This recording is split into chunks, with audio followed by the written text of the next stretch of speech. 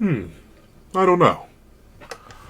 How about you tell me, Mr. Santoro? Do you think it will work? What's up, guys? Okkotsu here, and here we are to do a breakdown / discussion on whether or not Yuta Okkotsu's big bad final gamble in the body of Satoru Gojo with the utilization of Inumaki Toge in order to use cursed speech upon the king of curses will actually pay off, or will it fail, or will it not work, or so on and so on and so on and so on and so on. We have so much to talk about, and oh so precious little time, so let's not waste any more time, and let's hop right into it. Heading me, are you ready? 3, 2, 1, go. What's up, guys? That guy with a pencil here. Fun fact, I do happen to have it on me, and keep it on me at all times. And another fun fact, Yuta Okkotsu's Hollow Purple. This has been a discussion that's kind of been on the table, ironically enough, all the way back in 260. Like, unless I'm mistaken, hold on, let me double check.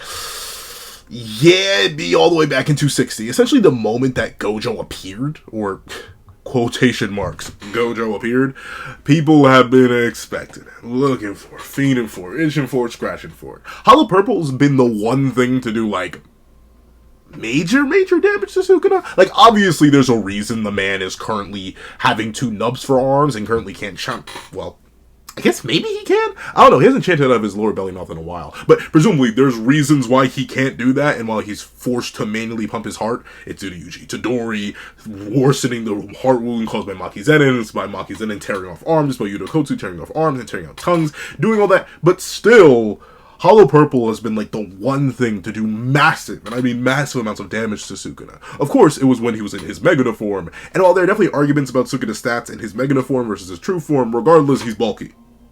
Arguably the bulkiest character in the entire series, outside of like maybe Ryu? But even then, that's real contentious considering just how bulky Sukuna is. So, Hollow Purple, the moment Gojo was revealed to even be a possibility, was naturally going to be on the table for a hypothetical utilization against the King of Curses, especially now that he's so much, let's just say, weaker, to put it nicely. But with that being the case, the natural question comes, will it work? Will it work? Will it work? And if it doesn't work, what does it mean? That's the question that's been on everybody's minds, especially ever since 262.2 or -2 or Part 2, whatever you want to call it, came out. Will this work? 9 ropes, polarized light, into a beautiful, juicy, scrumdiddlyumptious hollow technique, purple. And there are a couple things. First things first, I do want to tackle this. A lot of people are saying the Hollow Purple will fail because the circles are not properly intersecting. Notably, if you look back at every single proper use of Hollow Purple within the manga, the circles are typically drawn overlapping. You know, they always create the Venn diagram. Typically, the Venn diagram is very, very small in terms of the overlap, but the overlap is always there. In this case, the overlap isn't. I've seen a lot of people say that this automatically means that the purple is going to fail, and like, I mean, notably, Gojo himself has been drawn in official art using Hollow Purple with the circles not overlapping. In fact, it's a very recent image, and I think it's basically a reference for what this image that Gege drew here is. So I don't think that's necessarily an indicator for the purple failing. If anything, it just implies that the purple is starting to be formed. Considering, you know, it is an intersection, and we've seen that the circles do spawn separate from each other, then specifically need to overlap. That's with basic Hollow Purple and Unlimited Hollow Purple. So, first things first, I don't think that's an indication of failure. Next things next, I do admit, Gege's kind of been setting Yuta up for failure. We've been dancing around a certain point, very, very specifically. Don't get me wrong, I think it is very, very impressive that Yuta Okkotsu is able to maximize his ability and pull out domain expansion with the Limitless technique and the 6 eyes to a degree that matches evenly with the King of Curses. Notably, they are back in the 3-minute scenario. Well, we don't know if it's 3 minutes, we'll see. But they're back in the 3-minute scenario with the small ball. The small barrier that Gojo Satoru used in order to counteract Malevolent Shrine. Yuta pulled that out with Limitless into the domain. That's crazy. And naturally, domain expansion is the pinnacle of one's curse technique application. It just is. Like, I don't think there's really anything else. However, in spite of that, what has been consistently hammered into our skulls for these past 3 chapters, or I suppose past 2 chapters, considering this is 262 Part 1 and 262 Part 2, is the idea that Yuta's cursed energy control, for one reason or another, is, let's just say, sloppy. It's not the best. Ultimately, there are things that don't really work out with Yuta. As Gojo highlights in 261, what I'm saying is that you may have been born from a higher family than even me, so if you don't succeed spectacularly, you're gonna look bad. Like I always say, start by getting precise control over your cursed energy. One time said. Another time, we have the idea of Yuta needing to control his cursed energy. Yuta, your cursed energy is imprecise. Hasn't Kusakami ever told you? You're extra hard on Yuta, and it hurts that you're not as hard on us. Salmon! Another time, where Gojo highlights Yuta's sloppy cursed energy control. And it's not just that. Even Yuta Okkotsu himself straight up admits, what the heck? Gojo-sensei has abnormally long arms and legs. And the limitless curse technique always looked omnipotent and flawless. But it's way harder to use than I thought. There's no way I could master it after a single replacement. He misfired. No wonder he needs 6 eyes. Oh, no, that's Yuta. But still, you'll see what I'm saying? Gege's kind of just been, like, planting this idea. Admittedly, it's an idea that I don't fully get, but I can kind of understand. Yuta burns through his cursed energy very, very quickly, especially for someone noted to have boundless cursed energy. Don't get me wrong, the only example we have of this is literally in Sendai, but still, the man, after apparently one-shotting 7 sorcerers, was running low on empty to the point where he had to refresh with Rika after, what, 4 interactions? 2 with Uro and then 2 with Ryu? Like, minor uses of RCT? And obviously, it's revealed that using RCT takes up a massive amount of cursed energy, but if Yuta was more efficient and in a more precise control, maybe that issue wouldn't be there. But Gojo's noting his imprecise control, and Yuta himself is noting the difficulty of using the technique. Heck, even Sukuna notices it. Kenjaku told me that Okkotsu Yuta's technique is copy. If I remember correctly, there are conditions that require the female Shikigami to ingest a body part of the curse technique's target. Is the female Shikigami not here because he transferred bodies? If so, can he use other copied curse techniques? Even if he can, I've grasped the other copied curse techniques, and Limitless is merely a side effect of Kenjaku's curse technique. I already confirmed that he can't simultaneously use multiple copied curse techniques. Right now, Okkotsu can't do anything other than the Limitless. And he's already acknowledged the Limitless. That came out so weird. The Limitless ain't really a factor right now, simply because Yuta doesn't know how to use it.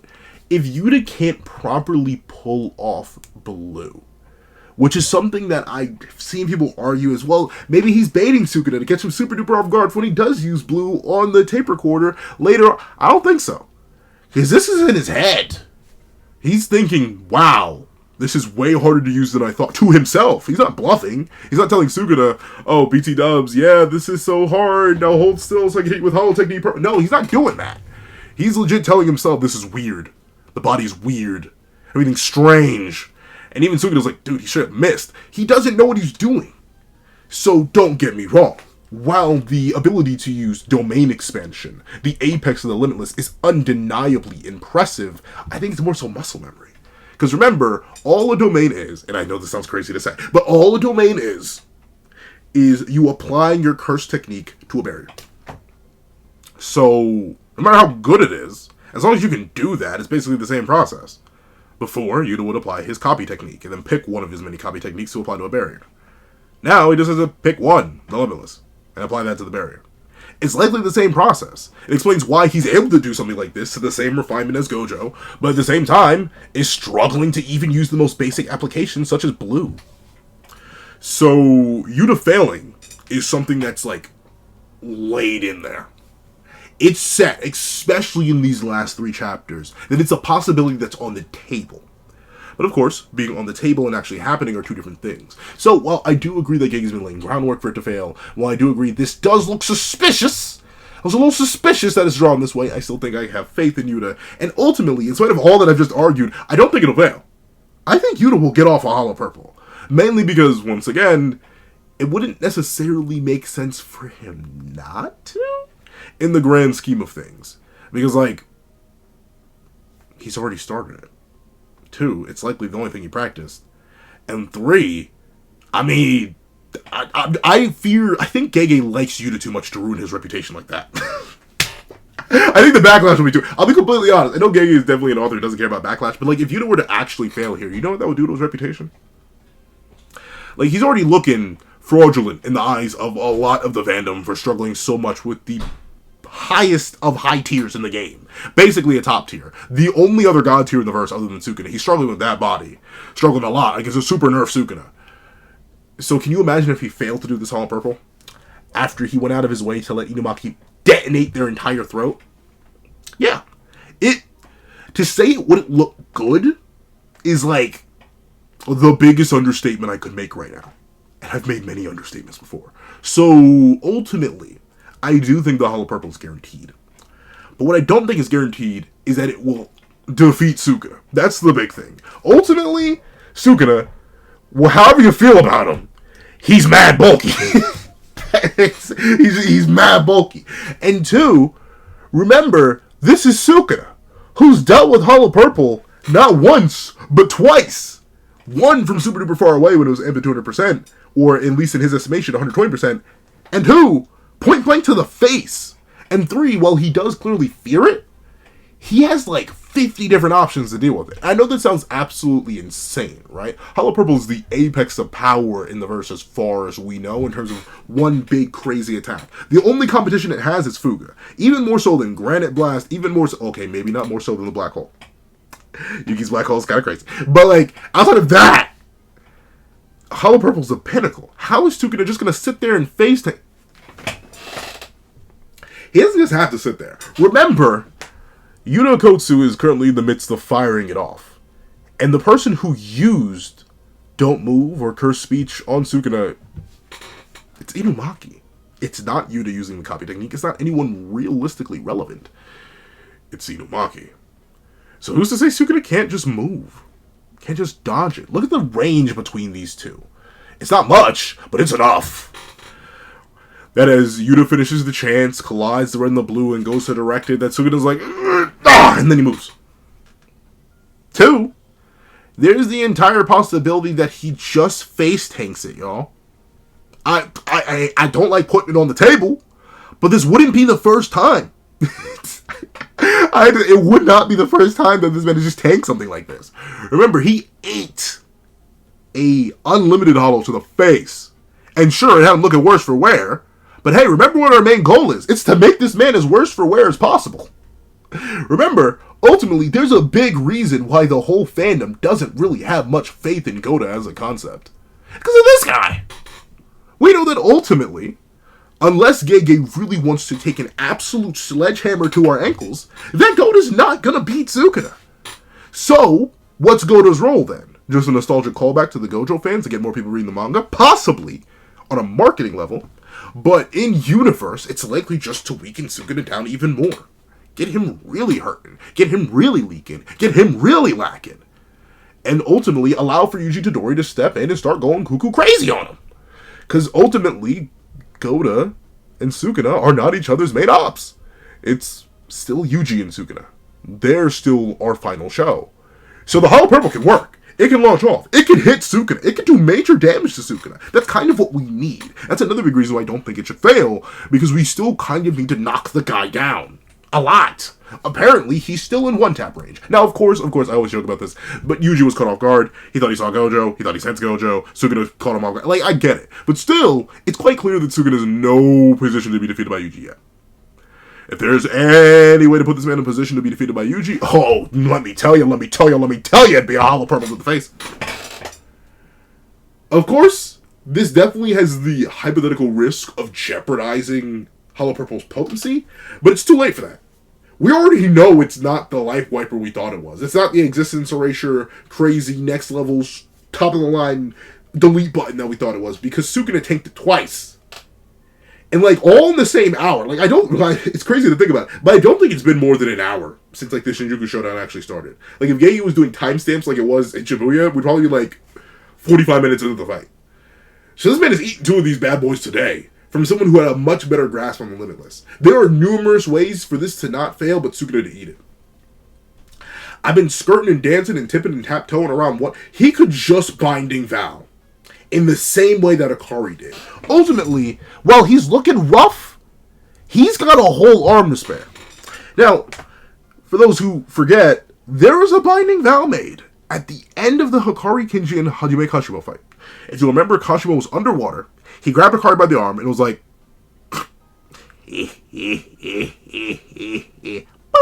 and then detonated the entire area. What did Hikari Kenji do? He made a Binding Vow. He's like, alright, I give it this arm, save the rest of me. The exact same thing could happen here. Yuta just sacrifice, not Yuta. Sukuna just sacrifices his arm. Now he's down to one arm and two nubs. Well, I guess now 3 nubs. And then bada bing, bada boom. He just keeps fighting. Just fine. Then Yuta has to fight him again. Now, hopefully slightly better. But considering how these nubs have been giving Yuta the work already, it may not actually be too much better. So, like, still, I think ultimately it's what must be done. That's the ultimate catch-22, right? But ultimately, the beauty of the catch-22. I think you can save Yuta's reputation. I think you can leave Goto's reputation just fine. I think ultimately you can do all this and make Sukuna weaker in order for Yuji to have a better chance against him, and all let it work. I do not think, once again, I'm no writer. I have a degree, I have my master's, both in things that have nothing to do with writing, but I do think it would be a poor narrative choice to have this fail when there are so many other roundabout options that maintain Sukuna's presence, maintain Gojo's presence, maintain Yuta's presence, and the potency of purple. All that.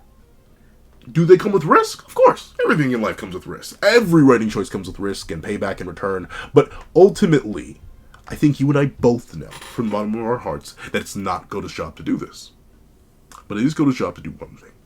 To weaken the king. To drag him down to the level of the peasants. So when the peasants finally rise up and rebel, they can do so properly. So ultimately, if I had to give my final bid, I think the Hollow Purple will be launched off. I think it will work. I think ultimately Yuta Okkotsu was set up perfectly by Inumaki Toge in order to combo into the meanest red and blue mixer this side of the Mississippi. However, I don't think it'll execute Sukuna. I don't think it makes narrative sense for it to execute Sukuna. Ultimately, I don't think it makes narrative sense for Tatum, because once again, we need him weakened. So ultimately, I think it working is a positive to the narrative, if not flat out a necessity, in order to make sure that Sukuna is actually a tier of threat that Yuji could actively take out. So, Yuta Okkotsu, I wish you the best. And I really hope you can come in clutch with this one. Because if you can't, well, we're in danger. But of course, those are my thoughts. Please tell me your thoughts in the comment section down below. I'd like to thank you so much for watching. If you made it all the way to the end of this video, please leave King Perp. King, as in king, like king of curses. Perp, as in like the first 4 letters. Why did I say letters? The first 4 letters of purple. King Perp. In the comment section down below. I'd like to thank you so much for watching. Please remember to leave a like, share, comment, and subscribe. And make sure to download the case file so you don't miss out on any videos that come to the channel. Also, I do have to have a Patreon down below where you can support me for as low as $1 a month. Things like exclusive videos, early content, and more. You can now become a member of the channel for as low as $3 a month to get the same perks and more. So those perks will include the live reactions to the very next chapter of Jujutsu Kaisen, and re-variations of all my videos. And if you come in $25 Patreon or $25 member, you can order whatever video you want. Also, I do have a Ko-Fi link down below where you can drop 5 beans for a short video, 25 beans for a long video, or any beans at all. Any support is always greatly appreciated. Now, I'd like to thank you so much for watching once again, and I hope you guys have a wonderful day. This is Dagger the Pencil, writing off.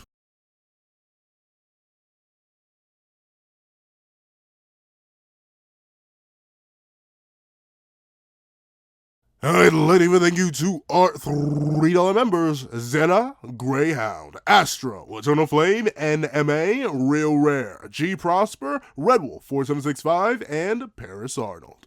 I'd like to leave another big ol' thank you to our $5 patrons, Sean, Sammy, Midnight Lord 21, Kevin Encarnacion, Josh Brown, and A+A. And I'd like to give a great big thank you to our $7 members, Autumn Mornings Lazo, Fine, and That Guy. And I'd like to give a great big thank you to our $10 members, Robbie Uchiha, J Warrior, and Akid's Void. And I'd like to give big, hefty, juicy thank yous to our $10 patrons, Panda Goat, Michael Williamson, Metal Solid Crisis, Joaquin Munoz, and Idem Okami.